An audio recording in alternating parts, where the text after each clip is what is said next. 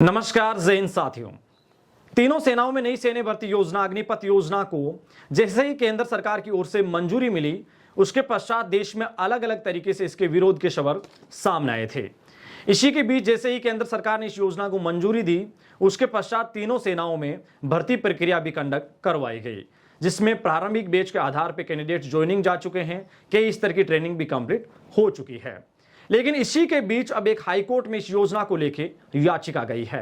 इस याचिका में कहा गया है कि भारतीय थल सेना के तहत जो भर्ती प्रक्रिया 2022 में कंडक्ट हुई थी, उस प्रक्रिया में पारदर्शिता की कमी है।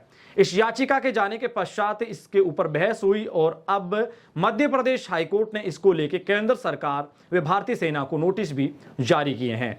आगामी 1 मई की सुनवाई से पहले इसके ऊपर जवाब भी आने की उम्मीद है और वर्तमान ताजा स्थिति क्या है, इसको लेकर भी केंद्र सरकार व भारतीय सेना अवगत करवाएगी। लेकिन क्या है पूरी याचिका के बारे में पूरी अपडेट साथियों, इसके बारे में इस वीडियो के माध्यम से मैं पूरी जानकारी आपको बताऊंगा।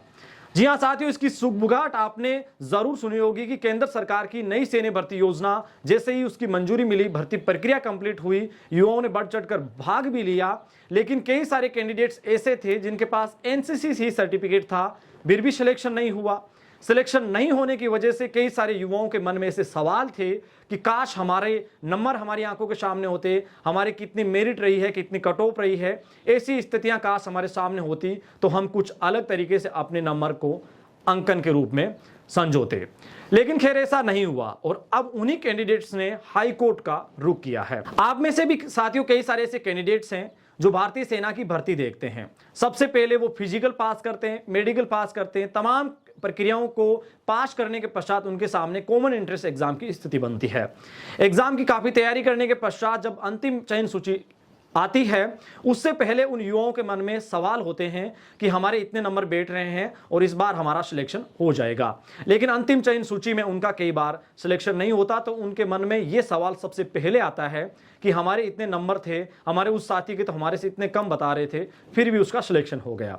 हालांकि युवाओं के मन में इच्छा रहती है कि कैसे भी करके पारदर्शिता हो। पारदर्शिता का मतलब यह कि उन युवाओं को उनके नंबर बताए जाएं, ओएमआर शीट में उनके कितने नंबर बन रहे हैं वो भी उनको बताया जाए और इनकी कट ऑफ कितनी रह रही है वो भी इनको बताया जाए। अब ताजा मामला क्या है साथियों, इससे आपको अवगत करवाते हैं। मध्य प्रदेश हाईकोर्ट ने जो नोटिस जारी किए हैं उनमें 9 याचिकाकर्ताओं ने मध्य प्रदेश हाईकोर्ट का रुख किया था। इन याचिकाकर्ताओं की अगर बात की जाए साथियों, तो इनकी भर्ती 15 से 25 सितंबर 2022 को कंडक्ट करवाई गई। प्रारंभिक जो चरण है इसके तहत अब तो पहले ऑनलाइन एग्जाम होगा, लेकिन उस समय पहले पुराने पैटर्न के आधार पर पहले फिजिकल कंडक्ट करवाया गया, जिसमें इन कैंडिडेट्स की दौड़ हुई, अन्य प्रक्रियाएं फिजिकल की हुई, जिनमें इन युवाओं ने पूरी तरीके से पास भी किया। उसके पश्चात मेडिकल प्रक्रिया हुई। मेडिकल प्रक्रिया कंप्लीट होने के पश्चात इन युवाओं का एग्जाम जो है, जो कॉमन एंट्रेंस एग्जाम 13 नवंबर 2022 को संपन्न हुआ।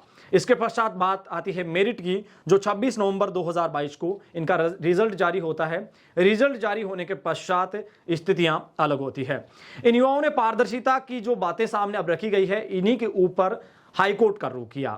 हाईकोर्ट में 9 के करीब इन याचिकाकर्ताओं की ओर से इस बात का दावा किया गया कि उनके नंबर भी अच्छे थे, एक बार उनकी जो स्थिति है उनकी ओमार की वो सामने रखी जाए। और इसी को लेकर मध्य प्रदेश हाईकोर्ट ने सुनवाई करते हुए केंद्र सरकार व भारतीय सेना को नोटिस भी जारी किए हैं। इनके माध्यम से जवाब मांगा गया है कि इस भर्ती प्रक्रिया के ऊपर इन कैंडिडेट्स की क्या स्थिति है और वर्तमान इन मैटर्स के ऊपर आपकी ओर से आपका क्या रुख है, इसके ऊपर क्लियरेंस दिया जाए।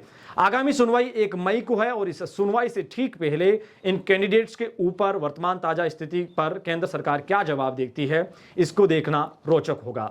साथियों फिलहाल के लिए चाहूंगा मैं आपसे इजाजत। सैन्य भर्तियों से जुड़ी हुई ताजा, सही, सटीक व विश्लेषण भरी जानकारी के लिए आप एडी आर्मी पॉइंट परिवार के यूट्यूब परिवार से जुड़ना ना भूलें। साथ ही मध्य प्रदेश हाईकोर्ट में जो ये याचिका गई है, सैन्य भर्तियों के अंदर अग्निपथ योजना के तहत आगामी जो भी भर्तियां हो उसमें पारदर्शिता के लिए पहले उनके नंबर, उनकी कट ऑफ का सारा जिक्र सामने रखा जाए। इसको लेकर साथियों आपके क्या विचार हैं, मुझे कमेंट सेक्शन के माध्यम से जरूर बताइएगा।